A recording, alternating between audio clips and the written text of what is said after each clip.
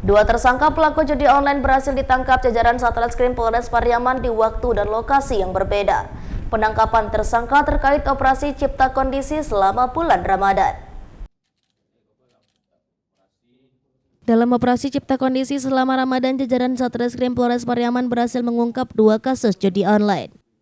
Tersangka berinisial IP alias Wan, 39 tahun, ditangkap di Pasar Kampung Dalam, Kabupaten Padang Pariaman. Dari tangan tersangka didapatkan uang sebanyak 300 ribuan, 1 unit HP, buku tabungan dan ATM bank, serta buku tulis berisi rekapan angka-angka. Sementara tersangka berinisial I alias Wir, 49 tahun, ditangkap di Desa Biri-Biri, Nare, Kota Pariaman. Dari tangan tersangka didapatkan uang 80 ribuan, 2 unit HP, dan kertas berisi rekapan angka-angka. Kedua tersangka kini ditahan di Mapolres Pariaman dikenakan pasal 303 KUHP tentang perjudian dengan ancaman hukuman 10 tahun penjara. Jajaran akan melakukan rilis atas pengungkapan kasus judi online ya, jenis togel atau gelap.